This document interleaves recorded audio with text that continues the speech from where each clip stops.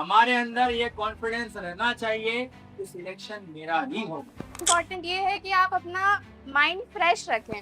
कि कम पद अगर आए तो उसमें ज्यादा फॉर्म डालो। क्यों? और देखो सबसे मेन चीज क्या होता है कि तैयारी तो लाखों बच्चे कर रहे हैं, ये आपको ही पता है।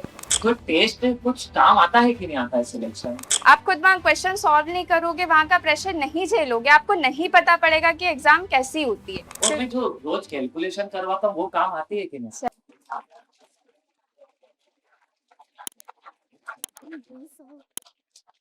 साथ में एक बार और जोरदार तालियां कर दीजिए।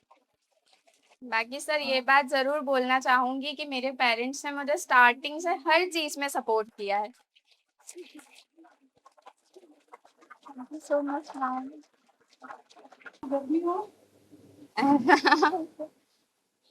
इम्पोर्टेंट ये है कि आप अपना माइंड फ्रेश रखें। ऐसा नहीं है कि आप ये सोचोगे कि 8-9 घंटे में सिर्फ किताब खोल के बैठा रहूं तो हो जाएगा, ऐसा नहीं होता है। आपको अपना माइंड भी फ्रेश रखना होता है। सारी अपनी, जैसे मान लीजिए अगर आपकी कोई हॉबीज हैं तो थोड़ा सा आप उसे भी अपना टाइम दो। क्यों? क्योंकि अगर आप फ्रीली माइंड पढ़ते हो, अपना पसंद का काम करते हो और अगर आपको पढ़ाई में इंटरेस्ट है तो ये चीज फिर आपके लिए बहुत ईजी हो जाती है। इस बातों पे बहुत ज्यादा फोकस कर। जैसे आपने एक बात बोली अभी क्या कि अपनी जो हॉबी है आप उसको भी करो, तो स्टूडेंट ने इसको हाईलाइट कर लिया।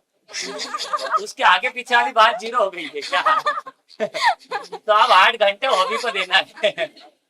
और हॉबी है या तो गेम खेलने की या रील्स देखने की, ये हॉबी है सर हमारी। नहीं नहीं नहीं, मोबाइल को छोड़ के आप दूसरा कुछ, किसी को पेंटिंग का शौक होता है, किसी को डांस का, मुझे बेकिंग का शौक है तो मैं अपना उसमें टाइम इन्वेस्ट करती थी। देखिए एक बात और, जैसा कि आपको बताया अंजलि ने कि 4 पद थे। मैंने आपको पहले भी ये बताया था कि कम पदों के लिए फॉर्म, अभी भी बताया था तो 2-4 दिन पहले भी, कि कम पद अगर आए तो उसमें ज्यादा फॉर्म डालो। क्यों? क्योंकि एक तो फॉर्म डालने का पैसा लगता है 2 से 2,500 रुपये। इंडिया के बच्चे थोड़ा देते हैं, अरे 2-2,500 रुपये लग रहे, काय को फॉर्म भरे। बात समझ में आई? तो उसके कारण क्या हुआ, पूरे इंडिया का जो, मान लो 10 पद निकले तो 10 में से फॉर्म डालने वाले मात्र 50 लोग रहेंगे पूरे इंडिया से। ठीक है, और 50 लोगों में भी 25 लोग क्या हो गए, ये सोच के आएंगे कि चलो दर्शन करने जाएंगे, बड़े बड़े से कोई लेना देना नहीं उनको। तो 25 मतलब उसमें जो है एक कंपटीशन क्या हो गया, गिर गया। आया समझ में? अपने यहाँ एक लड़का था ब्राह्मण समाज का, Gaurav Sharma, Raja Ramanna atomic energy centre है अपने इंदौर में, वहां की वैकेंसी निकली थी और वो पुलिस का मुखबिरी करता था। उसके अंकल पुलिस में थे तो वो उसको सैलरी बेस पर रख रखा था 5-10 हजार।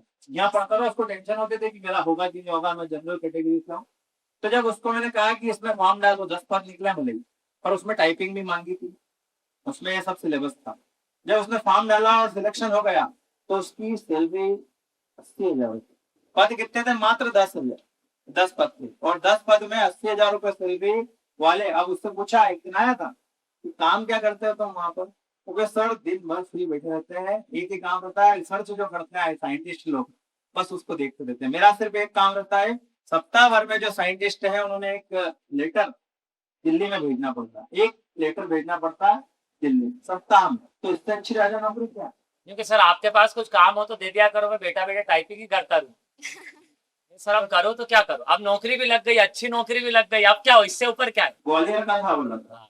तो ऐसा है कि करने वाले के लिए एक पद भी जो है, मतलब उससे भी हो सकता है, और नहीं करने वाले के लिए 1 लाख पद भी निकल जाए तो कुछ नहीं हासिल होगा। ये मेहनत के ऊपर डिपेंड करता है और अंतरात्मा से बोलना चाहिए, बोलते ना फोकस।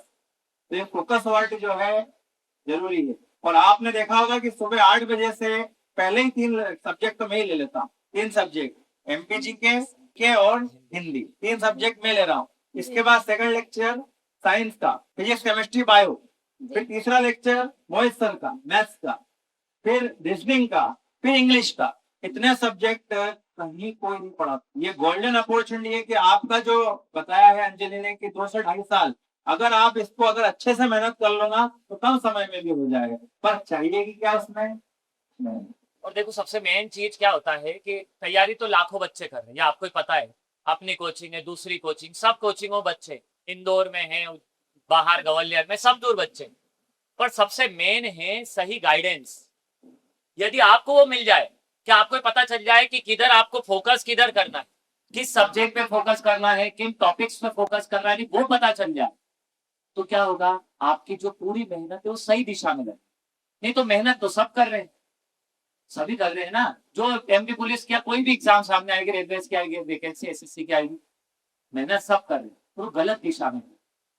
मैंने देखा स्टूडेंट का आते यहाँ पे कि सर मेरा सारे सब्जेक्ट कवर है, मैं सर सब कवर है, हाँ सर सब कवर, तो मैंने कोचिंग क्लास, तो ये कि सर बस थोड़ा सा क्या है कि स्पीड है सर। मैंने ठीक है, तो देखा तो भाग लगाने नहीं आ रहा, एलसीएम निकालने में वो आधे घंटे तक लाइन खींचने वाली मेथड। मैंने बोला बेटा इससे तो नहीं होगा, जो बात है फिर के सर क्या करना, फिर मैंने मेथड बताई कि हाँ सर ऐसे में पहले से पढ़ता तो सही है। आप लोगों का जो सिलेक्शन हुआ है, दीदी का जो सिलेक्शन हुआ, इनका सबसे मेन कारक था कि कुछ पहले बेस अच्छा बना। जैसे अभी आपका टॉपिक चल रहा है यूनिक डिजीज, सबसे फर्स्ट टॉपिक है यूनिक डिजीज। उससे क्या होगा कि सोचना, ये कैलकुलेशन करना, दिमाग से ही करना, वो आप सीख रहे। फिर दूसरा टॉपिक आएगा नंबर ऑफ जीरो, से धीरे धीरे धीरे धीरे धीरे धीरे अपन दिमाग पे काम। एक बार स्पीड बढ़ने तो कोई दिक्कत है। अंजलि एक सवाल और, जी सर। क्या फोन कितने घंटे चलाते? सर फोन का भी ऐसा था कि स्टडी मटेरियल के लिए ही मोस्टली उपयोग करते थे, क्योंकि टेलीग्राम पे हमको प्रीवियस ईयर के क्वेश्चन पेपर मिल जाते थे। थोड़ा बहुत प्रैक्टिस के लिए हम यूट्यूब पे यूज कर लेते थे, पर मेन चीज यही था कि वो पढ़ने के लिए ही उपयोग होता था। ज्यादा ऐसा नहीं था कि गेम खेल रहे हैं या सोशल मीडिया चला रहे हैं। बाकी प्रिपरेशन में ये चीज जरूरी है कि अगर आप किसी चीज का उपयोग कर भी रहे हो तो वो बहुत कम से कम हो, क्योंकि ऐसी चीजें आपका टाइम इतनी जल्दी कंज्यूम कर लेती है आपको पता भी नहीं चलेगा। तो अपनी जो भी आपकी अभी प्रिपरेशन चल रही है, तो इसमें इस बात का जरूर ध्यान रखिए कि हमें ज्यादा सोशल मीडिया में इन्वॉल्व नहीं होना है, और जितना ज्यादा टाइम हो सके वो आप अपनी पढ़ाई को दो, एंड स्पेशली ऑफलाइन कोचिंग को दो। क्योंकि आप ऑनलाइन यूट्यूब से पढ़ोगे या आप कहीं का सब्सक्रिप्शन लोगे, ठीक है कि आप पढ़ लोगे, लेकिन आपको एक जो प्रॉपर गाइडेंस चाहिए होता है कि हमें किस तरीके से पढ़ना है, हमें अपनी स्ट्रेटेजी क्या रखनी है, कैसे पेपर है। अगर आपको कोई डाउट आ रहा है, हम जैसे यूट्यूब पे कमेंट कर देते कि नहीं सर हमें एक बार बताइए, लेकिन वो हर कमेंट को चेक नहीं कर पाते। लेकिन यहाँ पर ऑफलाइन में आपको ये है कि आप सर से, मैडम से जितनी भी बार पूछेंगे वो आपको बताएंगे। आप ऑन द स्पॉट अपने सारे डाउट्स क्लियर कर सकते हो, जो भी चीजें पूछनी हो कर सकते हो। हमारे टाइम पे भी ऐसा था कि हम कुछ बच्चों में कंपटीशन चलता था, तो हम घर जाके पढ़ के क्वेश्चन ढूंढ ढूंढ के लाते थे कि नहीं आज सर से ये पूछना है, मैम से ये पूछना है, ये रीजन है, ये सॉल्यूशन है। तो ये भी है कि अगर आपको अपना सिलेक्शन लेना है तो थोड़ा सा कंपटीशन की भावना भी रखनी पड़ेगी, और फिर आप अपने जो भी नोट्स है उन सभी को प्रॉपर बनाओ, जो भी अपने डाउट्स है लिखो। अगर कुछ समझ में नहीं आ रहा है तो भले ही आप उस चीज को नोट करके एज अ शॉर्ट पैराग्राफ जैसा भी आप लिख सकते हो। कंटेंट भी हमने काफी सारा जमा करके रखा था, और फिर ये है कि आप सिस्टमैटिक बनाओगे तो आगे जाके आपको प्रॉब्लम नहीं आएगी। जब आप रिवीजन करोगे, आप प्रॉपरली उसको लिखो अच्छे से अच्छी हैंडराइटिंग में, हर सब्जेक्ट का अलग अलग कॉपीज बनाओ। क्योंकि क्या होता है ना, जब हम रिवाइज करते तो पहले तो हम चलो जल्दबाजी में लिख लेते थे, लेकिन रिवीजन के टाइम हमको उसमें बहुत ज्यादा दिक्कत आती है कि यार हमने इसका क्या किया था, कैसे किया था। तो ये चीज जरूरी है कि आप अपने नोट्स बहुत अच्छे से प्रिपेयर करके रखो। तो नोट्स बनाना चाहिए, मतलब एक जी बुक के सर। भरोसे नहीं रहना चाहिए। नहीं। तो जो लोग ऐसे हैं कि जो रफ पेज खरीद के लिया है, 30-30 रुपए की रद्दी लिया है, रद्दी में लिखे जा रहे हैं, तो उनको मैं एक बात बता दूं, यदि आपकी शुरुआत है, तो आप है ना आपके सब सब्जेक्ट के नोट्स बनाओ। क्योंकि बेटा मैं ये बता रहा हूँ आपको कि सिर्फ पढ़ने में नोट्स ही आते, कितनी भी बुक लिया हुआ 2-3, हाँ उनके तो टॉपर्स के नोट्स बिकते हैं यूपीएससी वालों के लाखों में। क्योंकि टॉपर्स ने कैसे पढ़ा, वो यदि मिल जाएगा तो हम भी वैसे ही पढ़ लेंगे। तो टॉपर्स के यदि नोट्स बिक रहे हैं लाखों में, तो हमें तो बस सिलेक्ट ही तो होना है। तो मैं आपको सजेस्ट करूंगा जो हम पढ़ाते हैं वो सबके नोट्स बनाऊंगा, क्योंकि नोट्स ही काम आएंगे आपको। कॉपी लेके आओ, उसमें कंजूसी मत करो। ये आप इन्वेस्टमेंट कर रहे हो, आप इन्वेस्ट कर रहे हो, आप वेस्ट नहीं कर। जितना इन्वेस्ट करोगे रिटर्न उतना ज्यादा मिलेगा। देखो, अगर आपकी शुरुआत अच्छी रहेगी तो वही बात है कि आगे के लिए आपका बहुत अच्छा रहेगा। यहाँ से भी आपको प्रैक्टिस शीट्स मिलती होंगी, तो आप उन्हें भी प्रॉपरली अरेंज करो, उनको पढ़ो, याद करो। वो सिर्फ रखने के लिए नहीं है, आप डेली उसका रिवीजन करो, उसके बारे में पता करो, अगर उससे रिलेटेड कुछ क्योरीज है तो वो यहाँ पर आके आप सॉर्ट आउट करो। कुछ स्टूडेंट के मन में ये रहता है कि शुक्रवार जैसे तैसे आ जाए, शनिवार को तो घर निकल जाएंगे। तो टेस्ट कुछ काम आता है कि नहीं आता है सिलेक्शन? सर टेस्ट बहुत काम आता है, क्योंकि टेस्ट देने के बाद ही तो हमको पता पड़ता है ना सर कि हम कितने पानी में हैं। उसमें भी तो हमें पता पड़ता है कि हमसे कोई क्वेश्चन बन रहा है या नहीं बन रहा है। अब मान लीजिए आपसे यहाँ ही नहीं बन रहा है, तो फिर आप एग्जाम में जाके क्या करोगे? वहां तो और जाके पैनिक हो जाओगे ना कि नहीं हमसे ये क्वेश्चन बन नहीं रहा है। और अगर एक क्वेश्चन नहीं बना, मान लो आपको आगे के क्वेश्चन आते हो, बट आप इतने पैनिक हो जाओगे, इतने घबरा जाओगे कि आपसे वो इजी सा क्वेश्चन भी नहीं बनेगा। ये चीज मेरे साथ भी हुई थी जब मैंने भी स्टार्टिंग में प्रिपरेशन स्टार्ट की थी, जब मैं यहाँ पर नहीं आई थी। तब भी मैंने एग्जाम्स दिए हैं, तो तब भी फिर ये क्रिएट होता था डर कि यार हम कैसे करेंगे, नहीं हो रहा है। फिर जब मैं यहाँ पर आई, फिर जब मैंने जो पहला पेपर दिया था, मैंने सर से डिस्कस भी किया था कि सर मेरा पेपर बहुत अच्छा गया, मुझसे क्वेश्चन भी बहुत अच्छे बन गए, तो मैं बहुत खुश हूँ। उसके बाद लगभग 2.5 साल में यहाँ पर आई, फिर वहां से मैंने 1 साल खुद प्रिपरेशन की, और आज स्थिति ये है कि अब मैं जो भी एग्जाम देती हूँ मेरा प्रीलिम्स सर इजीली क्लियर हो जाता है। सर मेरा IBPS का भी, SBI का भी और CGL भी हो चुका था। मेंस में जरूर है कि थोड़ा कुछ 2-4 मार्क्स ऊपर होके नहीं हो पाया है। बाकी ये चीज है कि कंटिन्यू प्रैक्टिस रहने से एटलीस्ट एक लेवल तो मैं आगे बढ़ी हूँ। कम से कम मुझे प्रीलिम्स के लिए ऐसा स्ट्रगल नहीं करना पड़ रहा है कि मुझसे एग्जाम पास ही नहीं हो रही है। ये है कि प्रीलिम्स क्लियर हो रहा है, फिर हम मेंस देकर आते हैं। वहां पर भी जब तक आप खुद पेपर नहीं दोगे, आप खुद वहां क्वेश्चन सॉल्व नहीं करोगे, वहां का प्रेशर नहीं झेलोगे, आपको नहीं पता पड़ेगा कि एग्जाम कैसी होती है।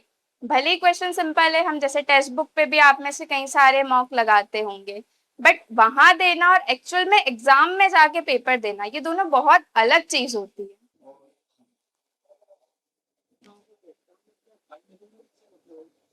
एग्जाम में टाइम मैनेजमेंट आप कैसे करते हैं? ऐसा है कि देखो, सबसे पहले तो हमें मैथ्स में जो सबसे पहले वही है कि स्क्वायर क्यूब्स, ये जो बेसिक फॉर्मूलाज है वो हमको याद होने चाहिए। टेबल याद करनी चाहिए कि नहीं पहाड़?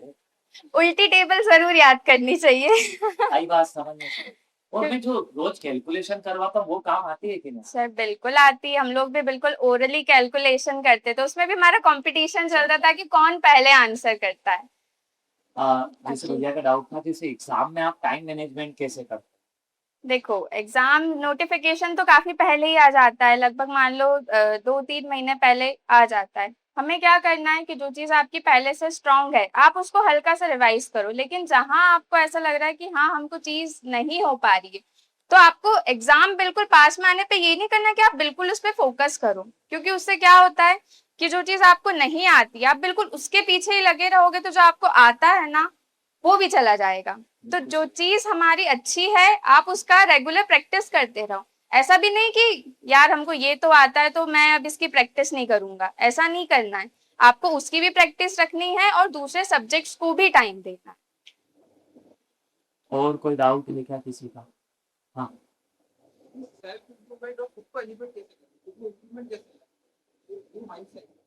देखो, खुद का इम्प्रूवमेंट और माइंडसेट भी यही बात है कि देखो आप कितनी इच्छा रखते हो उस जॉब को पाने की। सबसे पहला है कि आपको खुद को डिसिप्लिन रखना है, कि आपको अपना शेड्यूल बनाना है कि नहीं हमको एटलीस्ट इतना पढ़ना ही पढ़ना है। सारे सब्जेक्ट्स को, इंग्लिश को भी टाइम दो, जीके को भी टाइम दो, मैथ्स, रीजनिंग सभी को टाइम दो। और खुद का क्या है कि आप अपना डिसिप्लिन रहो कि जैसे आप उठने का अपना शेड्यूल बनाओ, फिर अपना पढ़ाई करने का शेड्यूल बनाओ, और खुद से जब आप चीजें कंटिन्यू करने लगते हो ना तो आपको अंदर से भी एक खुद कॉन्फिडेंस भी आता है कि नहीं अब ये चीज हमसे बन रही है। तो जब आपसे चीजें बनने लगती तो आपको और ज्यादा क्यूरोसिटी होती है कि नहीं हम और कुछ नया ढूंढें, और कुछ नया कंटेंट मिले, कुछ नया सीखने को मिले। तो यही है कि अपने सिलेबस का आप बिल्कुल पढ़ो। यहाँ पर क्या है कि आपको सारी चीजें जो है वो सॉर्ट आउट मिली है। जैसे आप कोई भी पेपर देते हो, तो पेपर देने से क्या होता है कि जैसे हमने प्रीवियस ईयर के पेपर पढ़े, आप उसका जो भी पैटर्न है वो देखो, आप सिलेबस देखो, यहाँ पे आपको सिलेबस पूरा सॉर्ट आउट मिल रहा है। तो ये है कि आप उसको लगातार पढ़ते रहो, रिवाइज करते रहो, और पढ़ाई छोड़नी नहीं है बीच में, है ना। जो भी है रिवीजन करते रहो। अगर बीच में आपकी लिंक टूटी तो वो लिंक वापस बनाने में बहुत समय लग जाता है, तो उस चीज का जरूर ध्यान रखना। और मान लो शादी में आज के समय में खर्चा होता है एक रकम खरीदने का, एक एक तोला का 1.5 लाख। उतना पैसा घर वालों से ले लो कि 1 तोला रकम मेरी मत बनाना, उसकी जगह मेरे फॉर्म डालने के लिए पैसा दे देना, पढ़ाई के लिए दे देना। पढ़ाई के लिए दे देना, फॉर्म डालने का पैसा। वो सैलरी 1 महीने 2 महीने की सैलरी आपकी बराबर कर दो। प्रैक्टिकली बात है। हम क्या सोचते हैं कि इसमें पैसा नहीं लगा है, पता नहीं क्या होगा, मेरा तो होएगा ही नहीं। हाँ, सबसे जरूरी बात एक को, हमारे अंदर ये कॉन्फिडेंस रहना चाहिए कि सिलेक्शन मेरा ही होगा। सुबह बता रहा था हिंदी का एक वर्ड निपात शब्द, मेरा ही होगा। तो ही मतलब क्या है? निपात शब्द। आपके मन में ये बात का ख्याल कभी मत लाना कि मेरा नहीं होगा, मेरा होगा, मेरा ही होगा।